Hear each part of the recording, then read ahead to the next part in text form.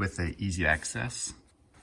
It has a headrest that sticks really far out, making it very uncomfortable for anybody other than a full-sized adult to sit there.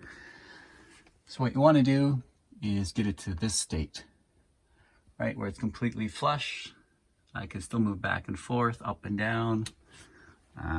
There's just a pin in the middle here that we need to get at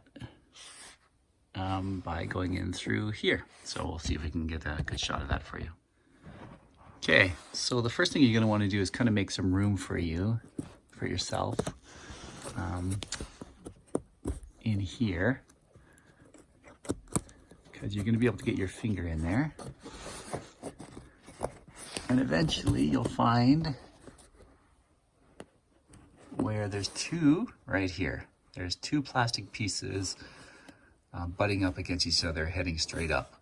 You'll see what I mean as soon as we pop it out. The tools you're going to need for today's job is a flathead screwdriver, something with a nice flat, quite wide end on it, a punch, and a hammer. Okay, it's really hard to do with one hand on the camera and one hand on the screwdriver, but you can use your finger to slide up there and find the spot you need to put the flathead. And again, all right, it's kind of going up like this. And again, use your finger and you'll be able to feel where to position it. And then you're gonna lever it like this to pop it down.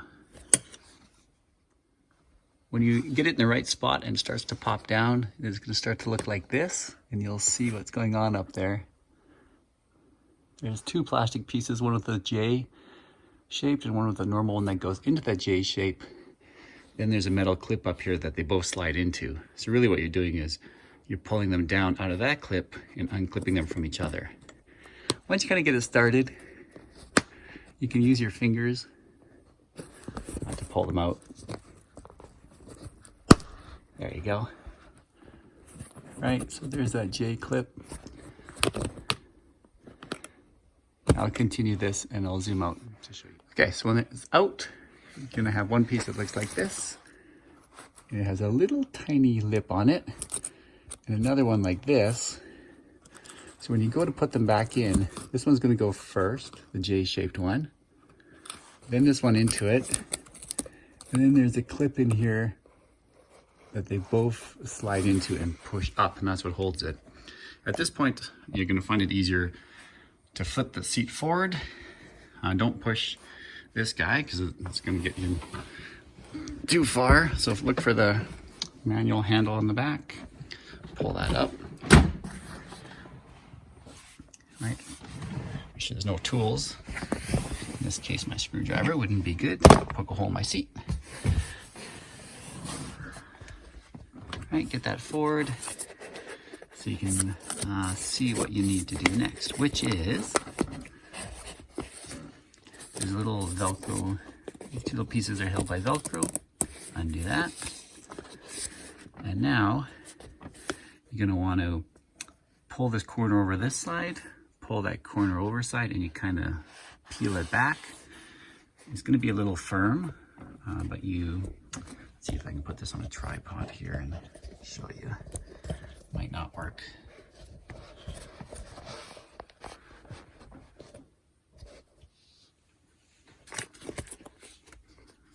And you'll notice each one has like a little leather ring that stays on the inside, because what that does is it covers up a hole to make it look pretty, I guess, from the down underneath.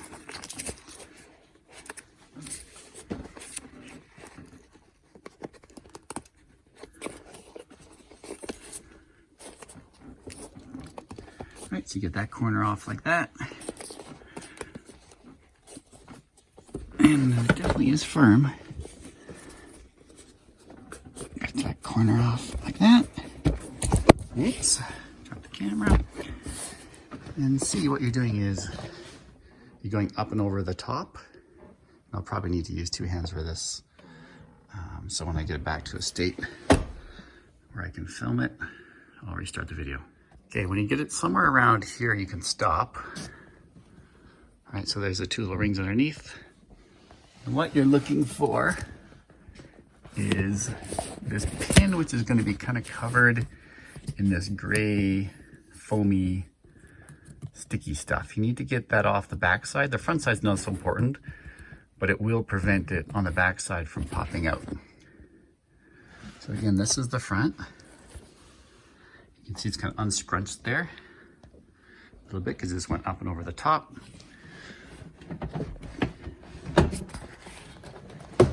On the back side, the pin you're going to want to hammer out is right underneath this. So I'll peel this stuff off.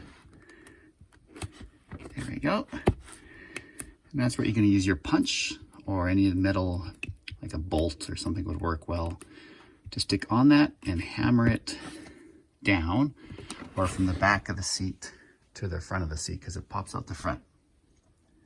I'll do that now. So when it goes all the way through, you'll see it goes completely through. So you'll need to flip your seat back up and recover it from the front side, because it's gonna have fallen down inside. So you'll have to, there you go, grab that sucker out of there. Right, so we got the pin out. You'll see why it can only come out the one way. And now to put this back in, there's really no trick to it. You just put this back up and over the top. But let me show you where those plastic pieces are sliding back into, because it will make it easier. Oops, okay. There is a slot. Bear with me here a minute. This, get some light on it. This ridge right here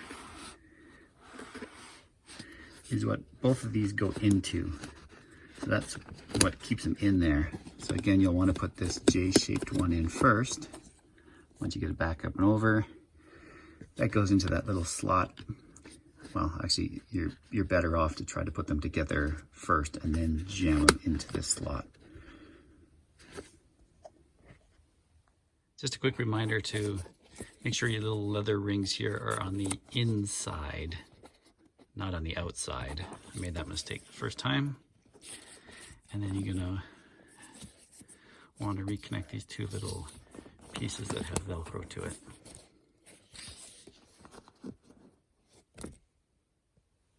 It occurred to me when putting this back together, you actually, if you're not fussed about the pin staying in the headrest on the front side, you don't need to pull the leather up and over.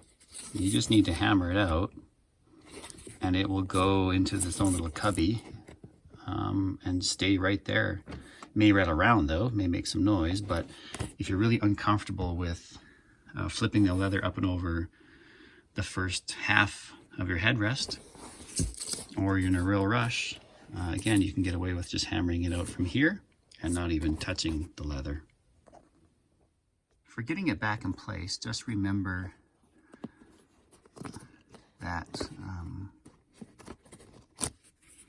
this J1 goes first, then this one into it, and then you're aiming for this slot right here to push it into. Once you get one side in, you'll hear it clip, and then it's easy just to go along and push the other side in. But it is finicky because it is kind of flimsy until it gets at least one side popped in.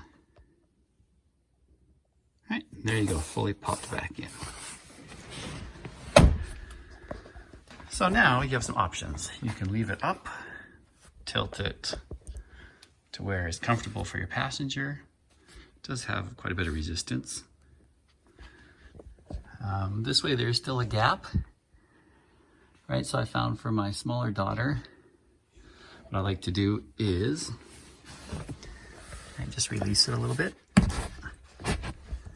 and then it actually holds it in there really nice, because these are, anyone who's lifted one know they're really hard to get up. So the actual springs that cause this to go down keep it in place really nicely. Just tilt this chair back a bit. Okay, now, question everyone's going to have is, what about ADS using this? So let's start with this. Let's lift it back up. Let's say it's not even tilted forward, right? Because the way the Mercedes designers made this chair so that you couldn't push back on this because they wanted it like this so that it would automatically drop up and over the seat. So let's go with that. Let's say, hey Mercedes, I want to be able to tilt my chair like that. All right, we're gonna push the button.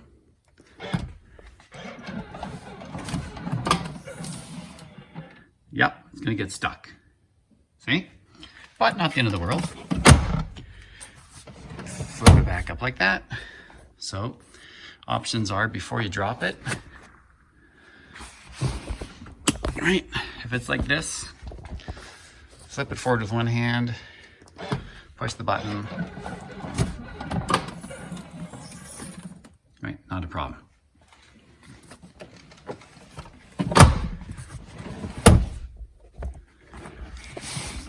Now, if in this configuration, where we get rid of the gap,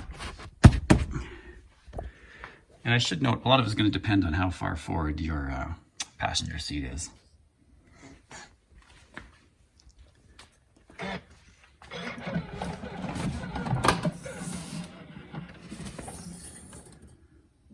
So even with my passenger seat pretty far back, it does go in because there's enough room to clear.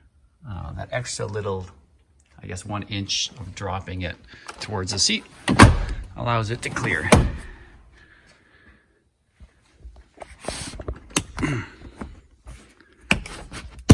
There we go. Hope it helps someone.